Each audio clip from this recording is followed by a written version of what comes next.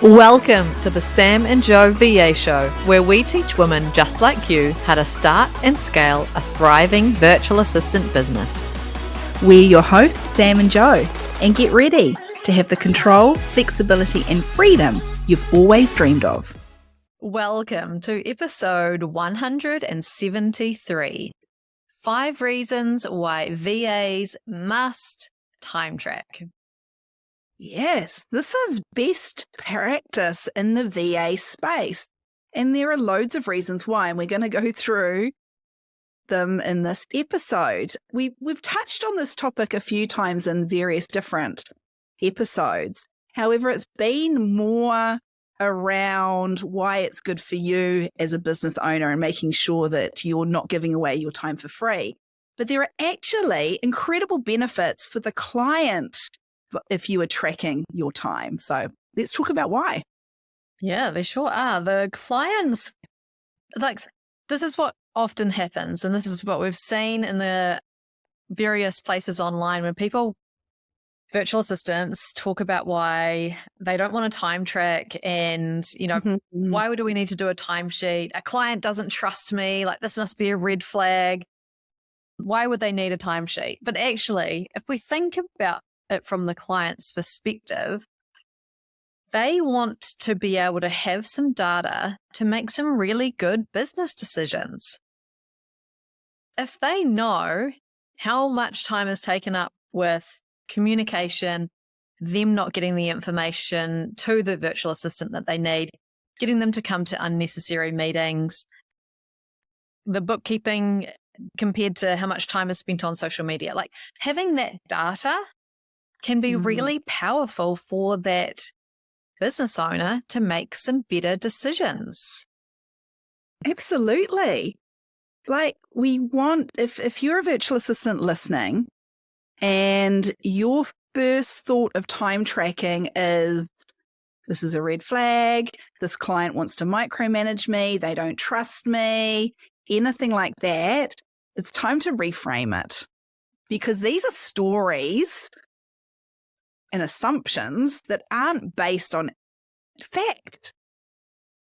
No, I have required time tracking and time tracked in my virtual assistant business from the very first day, because I knew how important it was going to be to have that data for me and for the client. And we're going to go through 5 very compelling reasons why every virtual assistant has to track their time. We know that some virtual assistants listening, you might be thinking, oh no, I don't need to because I do fixed fee projects around the value that I provide, not the hours that I work. Yeah. It doesn't matter what type of virtual assistant you are, you need to be using a time tracking tool.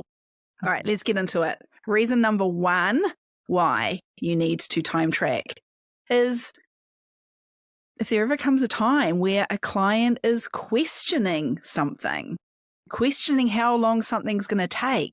If they're new to outsourcing, it's likely they've got no clue. They actually just don't know how long things take.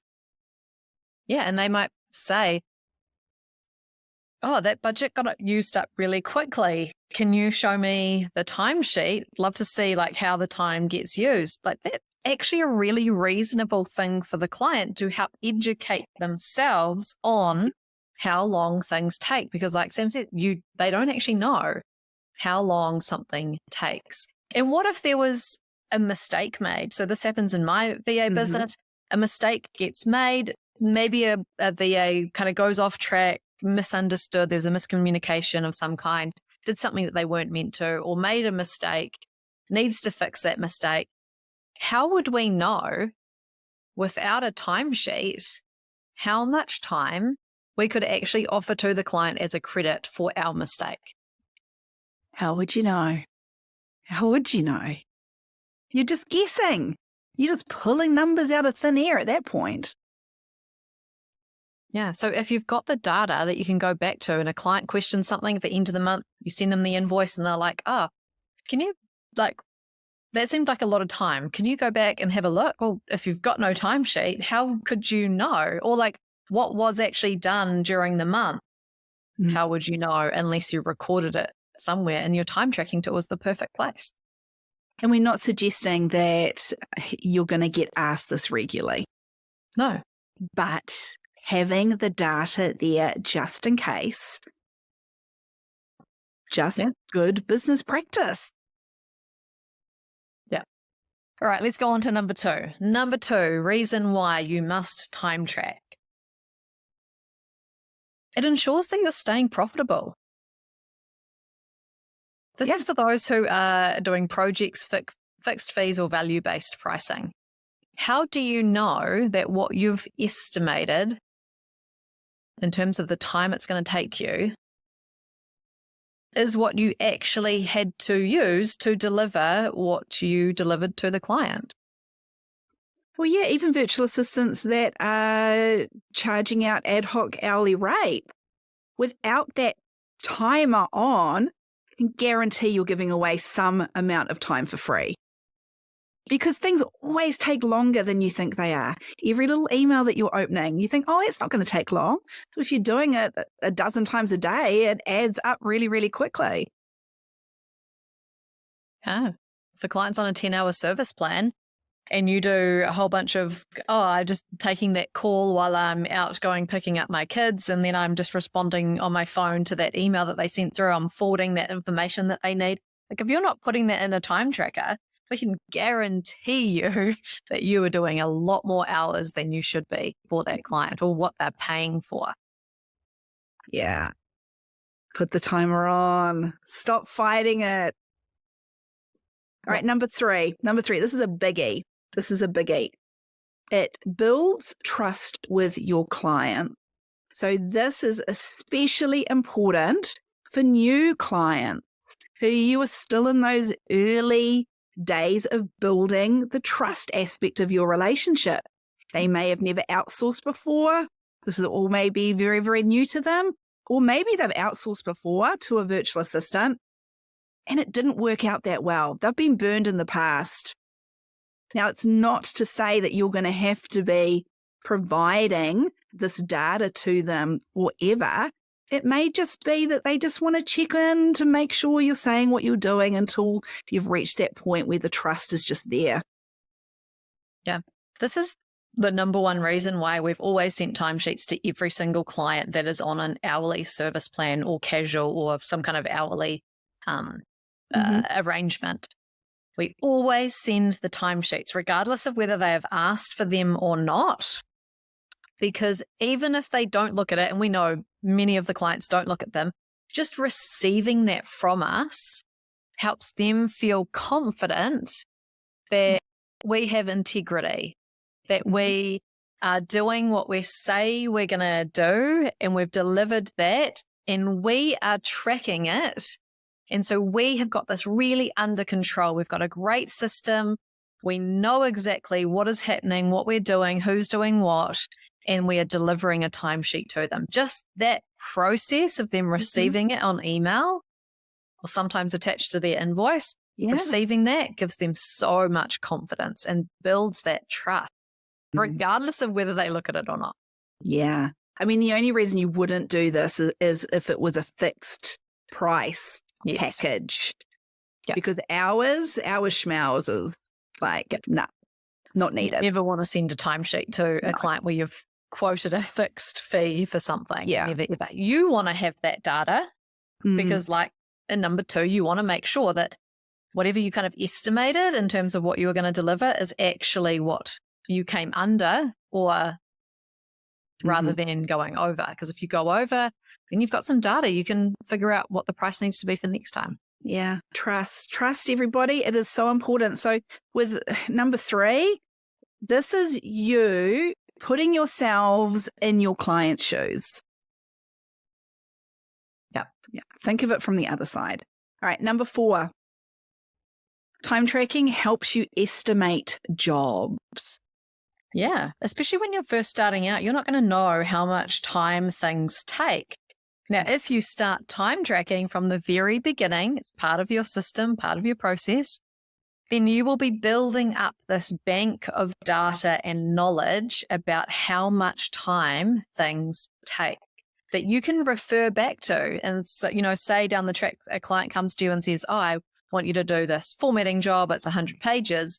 Oh, I've actually done a 200-page job over here earlier. I can go back. How much time did that take? Okay, I can figure out, how much time is this going to take? I've got some real data to give it my best estimate. And again, stay profitable because you're estimating really well. How would you be able to do that if you didn't have the data? Oh, you can't. You're just guessing. Once again, you're pulling figures, numbers out of thin air. Now, this is one of the most common questions new virtual assistants ask us, like, what should I quote for this job? I've never done it before. Like, okay, first off, you're not going to get it right the first time. However, by time tracking, it absolutely ensures that the second, third, fourth, etc. time, you do get it right. And you're forever just keeping an eye on it and forever adjusting it. Because the more you do it, the quicker you often become, but you still want to be making it profitable. Yeah. And for those who are thinking about growing a team, you had better get your estimating correct. Because when you bring on a team, if they can't deliver inside the number of hours that you've estimated inside that job, you're going to have to pay them more and your profitability is going to shrink right down, if not make that job a loss if you don't get it correct. Yeah. So it becomes even more imperative to estimate your jobs correctly. All right, number 5, capacity planning. Tracking your time helps you keep track of how many hours that you're working, how many hours you may have available. And this is why we also recommend to track all of your time, not just your client work, not just your billable work, but all of your time that you're working on and in your business. Everything. Your marketing, your social media, your bookkeeping, your accounts, sending invoices, all of that time. We want you to track that so that you know, let's say, again, you're a freelancer, you want to outsource your bookkeeping. How are you going to know how much time you would need to hire a bookkeeper for? Yeah. If you don't know how much time that takes yourself? Yeah. That gives you some really good data to be able to make some decisions. Oh, it's going to be 5 hours. Okay, that's what I need to be able to budget for that. Right, I know that data. This also helps you keep on track. Like, how many of us get sucked into the social media scrolling, the endless scrolling. And before you know it, it's like, oh, hold on. I came on to do a post today, but I've actually ended up sitting here for like 45 minutes, just like scrolling, because it's addictive. It's been designed that way to keep you from scrolling. Now, often we don't know how much wasted time we've spent on social media, as an example, without looking at the data. Yeah, because you think, oh, I'm so busy, I don't have any capacity. But actually, if you have the data, you would realize, oh, I'm spending too much time on social media. I actually do have more capacity that I can bring in more clients and bill more out, increase my income, because I can see from the data that I could shorten this time up that I'm going to allocate to social media. Yeah, this is also great for virtual assistants that are thinking about maybe bringing on a team member, a non-client facing team member, and trying to figure out, okay, I definitely know I'm spending too much time doing like some admin, promoting, marketing and stuff, or maybe bookkeeping, but I'm not actually sure what the first thing should be that I outsource and go. And then once again, you've got the data there. You can go, oh, it took me how many days to do my own tax return this year? How long would it take a bookkeeper to do? Yeah. We hope that those 5 reasons are now so compelling that you're like, oh, I get it. I get it. I now need to track all of my time, because the more data, information, knowledge that you're armed with as a business owner, the better you can make decisions inside your business. Stop fighting it. Stop fighting it. I know, even after listening to those 5 reasons, there are going to be virtual assistants, Joe, that just going, oh, it just seemed like a pain in the ass to do.